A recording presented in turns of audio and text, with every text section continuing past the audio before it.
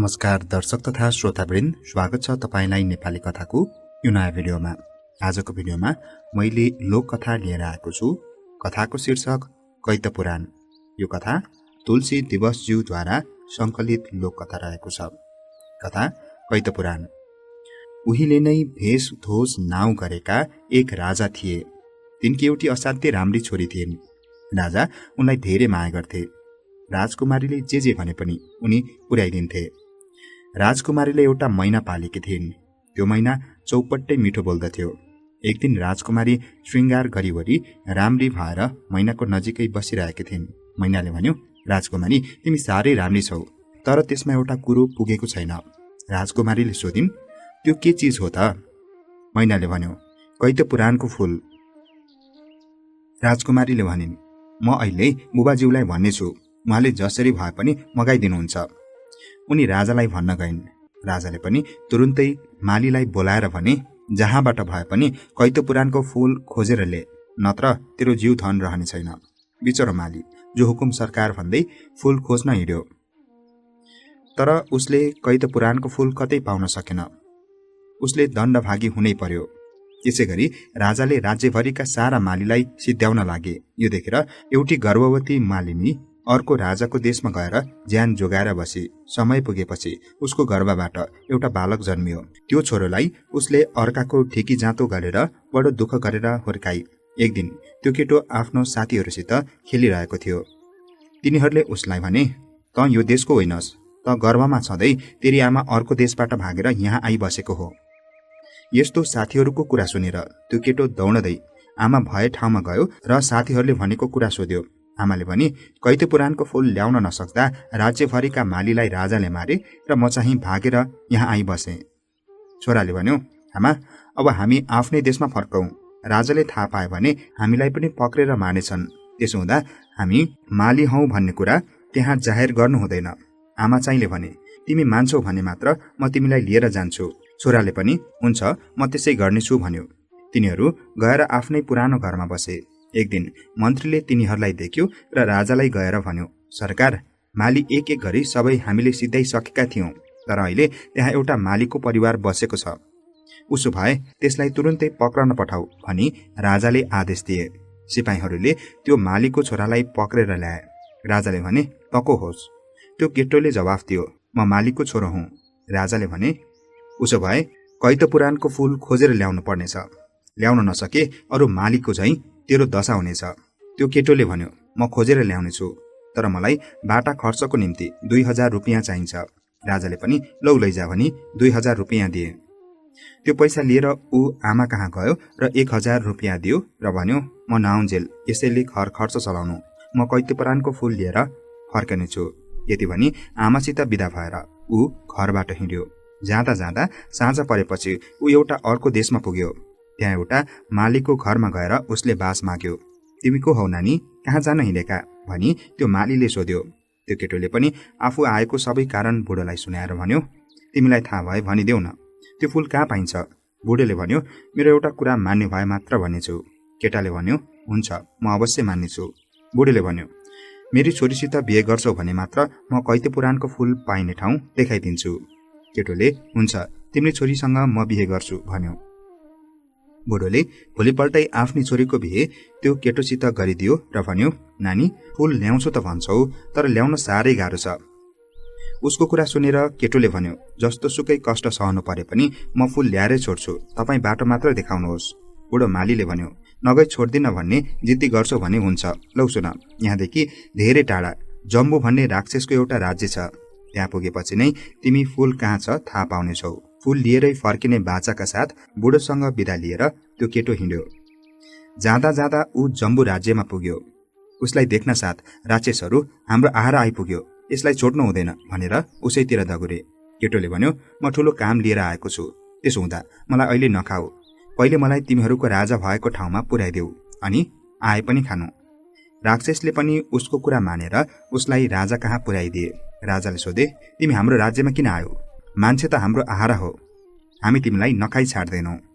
केटोले बिन्ती गरेर भन्यो, जानी गर्नु सरकार, म नजानिकन यहाँ आइहालेछु। हाम्रो देशका राजाले मलाई कैतपुराणको फूल लिन पठाएको हुन्। तपाईको राज्यमा भए दिनुहोस्, ठूलो कल्याण हुने थियो। राजाले भने, मेरो एउटा कुरा मान्ने भए म तिमीलाई कैतपुराणको फूल पाइने ठाउँ देखाइदिन्छु। मान्ने कुरा भए म अवश्य मान्नेछु भनी केटोले भन्यो। राजाले भने, तिमीले मेरी छोरीसित बिहे गर्नुपर्छ। उसले, हुन्छ, म तपाईकी छोरीसित बिहे गर्नेछु भनी जवाफ दियो। राजाले आफ्नी छोरी जम्बुवतीको विवाह भोलिपल्टै त्यो केटासित गरिदिए र भने, यहाँदेखि केही टाढा एउटा बाक्लो जंगल छ। त्यो जंगलमा एक महात्मा तपस्या गरेर बसिरहेका छन्। तिमी गएर तिनैको शरणमा पर। उनले अवश्य तिमीलाई बाटो देखाउनेछन्। म कैतपुराण फूल लिएरै फर्किनेछु भनी ऊ त्यहाँबाट हिँड्यो। जाँदा जाँदा ऊ राक्षसले भनेको जंगलमा पुग्यो। चारैतिर हेर्दै ऊ जंगलभित्र अगाडि बढिरहेको थियो। उसले महात्मालाई तपस्या गरिरहेको फेला पार्यो। ऊ उनीको पाउमा परेर भन्न लाग्यो, स्वामीजी, धेरै टाढादेखि तपाईलाई खोज्दै म आएको छु।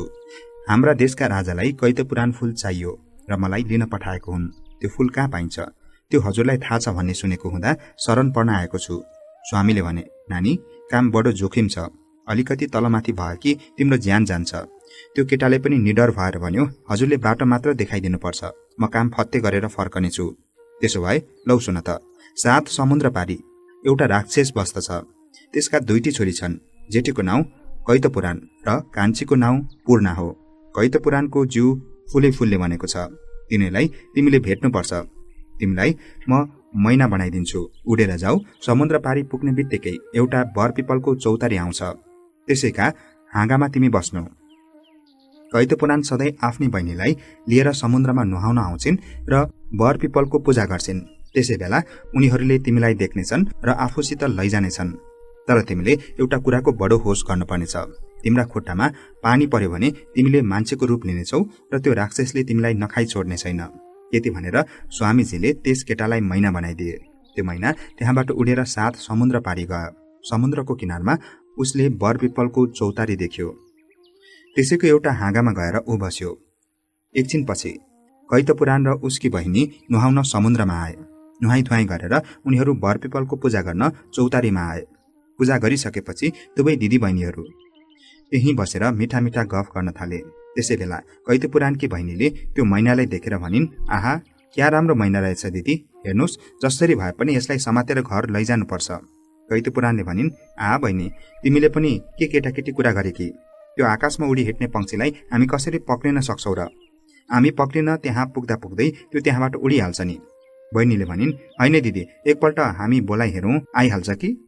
र बोलाइ पनि हालिन्। मैना पनि त्यही पर्खिरहेको थियो।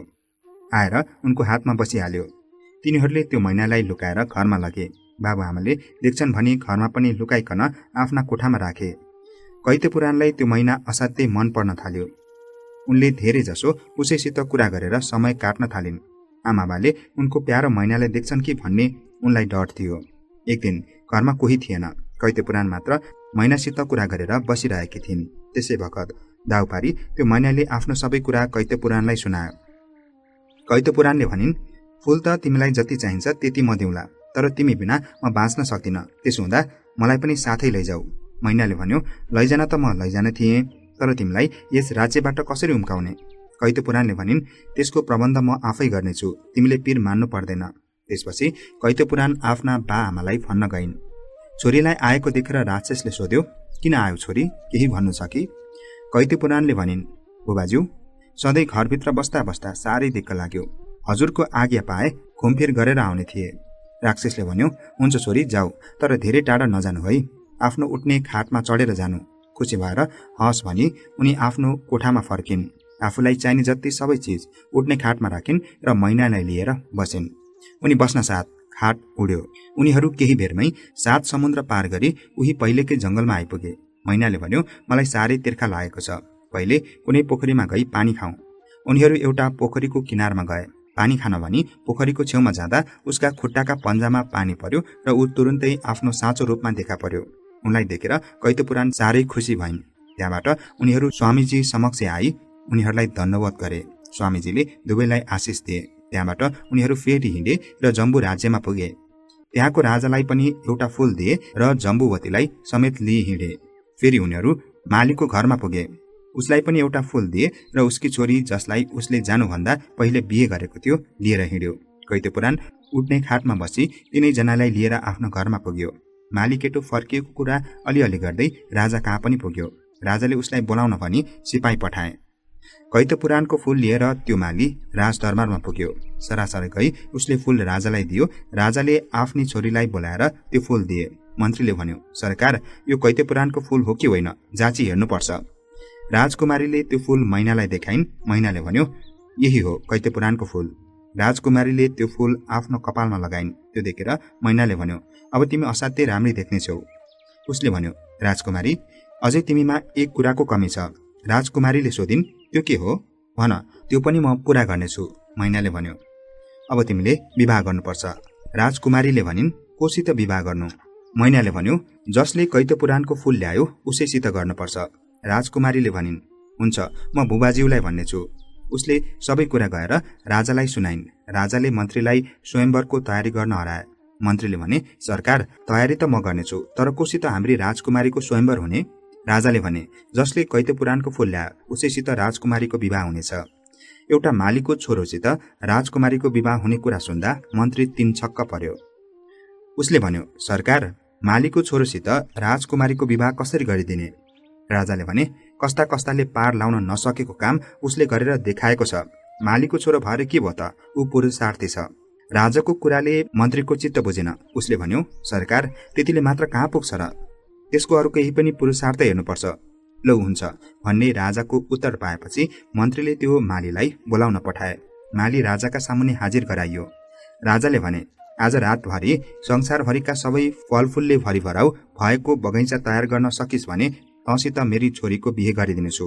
उसले भन्यो, कुन ठाउँमा तयार गर्नुपर्ने हो? मन्त्रीले ठाउँ पनि देखाइदिए। त्यस्तो गाह्रो काम राजाले अराएको देखेर ऊ साह्रै दिगदार थियो। अँध्यारो मुख लगाएर उसलाई बसेको देखि कैतेपुराणले सोधिन्, हजुरलाई के त्यस्तो पीर पर्न गएर यसरी अँध्यारो मुख पारी बस्नु भएको छ? उसले सबै कुरा कैतेपुराणलाई सुनायो। कैतेपुराणले भनिन्, हजुरले यसरी पीर लिनु पर्दैन, हामी सबै ठिक गर्नेछौँ। पम्फावती र जम्बुवतीले पनि उनीहरूको कुरा सुनिरहेका थिए। पम्फावतीले भनिन्, संसारभरिमा फल्ने फूल र फल्ने फल मैले चिताउन साथ तयार हुन्छ। जम्बुवतीले भनिन्, मैले चिताउन साथ कुवा, पोखरी, पानी, पर्खाल सबै तयार हुन्छन्। कैतेपुराणले भनिन्, त्यसो भए तिमीहरू दुवै मिलेर रातभरिमा राजाले भने अनुसारको बगैँचा खडा गर। उनीहरूले बिहान हुनुभन्दा अगाडि नै आफ्नो काम सिद्ध्याए। बिहान भएपछि मन्त्रीलाई लिएर राजा बगैँचा हेर्न आए। आफूले भने अनुसारको बगैँचा देखेर राजाले दङ्ग पर्दै मन्त्रीलाई भने, मन्त्री, अब त स्वयम्वरको तयारी गर। मन्त्रीले भन्यो, सरकार, यो माली नभन्दै गजबीको पुरुषार्थी रहेछ, तै एउटा अर्को काम पनि हेरिहालौँ। राजाले फेरि त्यो मालीलाई बोलाएर भने, 100 मुरी तोरी र 100 मुरी कोदो एकै ठाउँमा मिलाएको हुन्छ। त्यसलाई आज रातभरिमा तैँले एक गरी छुट्याइसकिस् भने मात्र राजकुमारीको बिहे तँसित हुनेछ। पहिले चाहिँ ऊ फेरि घरमा सुर्ताएर बसिरहेको थियो। कैतेपुराणले सोधिन्, हजुरलाई फेरि के भयो? यस्तो सोचमा किन पर्नुभयो? मालीले पनि राजाले भनेका सबै कुरा सुनाए। उसले भनिन्, हजुर निश्चिन्त भएर बस्नुहोस्, म सबै ठिक गर्नेछु। माली ढुक्क भएर सुत्यो। आधा रात भएपछि कैतेपुराण आफ्नो मुरली झेकेर बजाउन थालिन्। त्यो सुनेर संसारभरिका चराचुरुङ्गी उनका अगाडि थुप्रिए। उनले भनिन्, ए मेरी चरी, एउटा काम परिआएर मैले तिमीहरूलाई सम्झिए कि? यति भनेर उनले सबै कुरा ती चराहरूलाई भनिन्। चराहरूले घुरिएर एकैछिनमा एक गरी कोदो तोरी छुट्याइदिए। भोलिपल्ट बिहानै राजाले मालीलाई बोलाउन पठाए। माली आइपुग्यो। राजाले सोधे, तैँले आफ्नो वचन पूरा गरिस् त? मालीले जवाफ दियो, पूरा गरे सरकार। राजाले जाँचबुझ गर्न पठाए। एकदम ठिक छ भन्ने जवाफ पाए। त्यसपछि उनले फेरि मन्त्रीलाई स्वयम्वरको तयारी गर्नु भने। मन्त्रीले भन्यो, सरकार, राजकुमारीको विवाहमा त हजुरका मातापितालाई नबोलाई हुँदैन। त्यसै मालीलाई पहिले निमन्त्रणा गर्न पठाउँ। राजाले भने, मेरा पिता माताको स्वर्गवास भएको यतिका वर्ष भइसक्यो, त्यसले कसरी बोलाएर ल्याउन सक्छ? मन्त्रीले भन्यो, यतिका काम गर्न सक्नेले सजिलै बोलाएर ल्याउन सक्छ सरकार। राजाले लौ हुन्छ भनी त्यस मालीलाई बोलाएर भने, राजकुमारीको स्वयम्वर हुन्छ, त्यसो हुँदा स्वर्गमा भएका मेरा मातापितालाई निमन्त्रणा गरेर आ। मालीले भन्यो, हुन्छ सरकार, तर मलाई पराल र दाउराको रास लगाइदिनुपर्छ, त्यसैबाट म स्वर्ग जानेछु। राजाले मानिस लगाएर तुरुन्तै पराल र दाउराको रास लगाइदिए। माली त्यसमाथि गएर बस्यो। ए, मेरो घरमा गएर पिरा मागेर ल्याइदेऊ। सिपाही गएर पिरा ल्याइदियो। रासमाथि पिरा ओछ्याएर ऊ पलेटी कसेर बस्यो र भन्यो, लौ अब तलबाट आगो सल्काइदेऊ। दाउरा र परालमा आगो सल्काइदिए। त्यसको कोइरीमण्डल धुवाँले चारैतिर छोप्यो। मालीको पालो त्यो धुवाँसितै आफ्ना घरमा गई बस्यो। यता मन्त्री भने बल्ल माली मर्यो, अब ढुक्क भयो भन्दै थियो कि 6 महिना पुगेपछि त्यो माली आफ्नो घरबाट निस्किएर राजदरबारमा गयो। उसले राजालाई भन्यो, सरकार, हजुरका मातापितालाई लिएर आउँदै थिए। आधा बाटोमा आएपछि हामीले मन्त्री बिना दरबार जानु हुँदैन, मन्त्रीलाई पठाइदिए भन्नुभएकोले सोही अनुसारको खबर ल्याएको छु। राजाले मन्त्रीलाई भने, जाऊ, तिमी गएर मेरा मातापितालाई लिएर आऊ।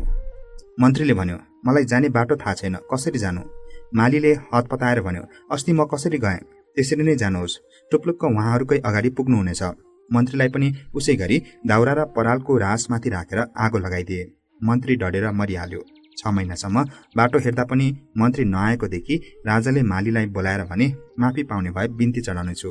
राजाले लौ हुन्छ भने, सरकार, मेरो ज्यान लिने नियतले मन्त्रीले हुनै नसक्ने कुरा भनेको थियो, त्यही पापले ऊ आफै डढेर मर्यो। त्यस केटाको त्यस्तो चलाकी र पुरुषार्थ देखेर राजा धेरै खुसी भए र आफ्नी छोरीको बिहे त्यसैसित धुमधामका साथ गरिदिए। दर्शक तथा श्रोतावृन्द, आजको लागि कथा सकिएको छ।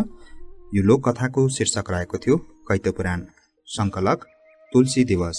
तपाईलाई यो कथा के कस्तो लाग्यो कृपया कमेन्टमा उल्लेख गर्नुहोला भन्दै लागौं हिजोको भिडियोमा सोधिएको गाउँ खाने कथातर्फ। हिजोको भिडियोमा मैले सोधेको गाउँ खाने कथा रहेको थियो, पहिले जन्म्यो आफै, त्यसपछि जन्मे जेठा दाई, बाबा जन्मेको हामीले देख्यौं, पछिबाट जन्मे कान्छा भाइ के हो? यसको सही उत्तर हो दुध, दही, मही र घिउ। अब लागौं आजको गाउँ खाने कथातर्फ। आजको गाउँ खाने कथा रहेको छ, पत्रै पत्रको डल्ले च्याउ मन लागेमा पकाई खाऊ के हो? प्रश्न एकपटक फेरि, पत्रै पत्रको डल्ले च्याउ मन लागेमा पकाई खाऊ के हो? यस प्रश्नको उत्तर तपाईलाई थाहा भए कृपया कमेन्टमा उल्लेख गर्नुहोला। आज भने तपाईको कमेन्ट वाचन गर्न मैले पाइन, भोलिको भिडियोमा म अवश्य पनि वाचन गर्ने प्रयास गर्नेछु भन्दै आजको कथा बसाइबाट म कथावाचक जमिन राईलाई बिदा दिनुहोस्। नमस्कार।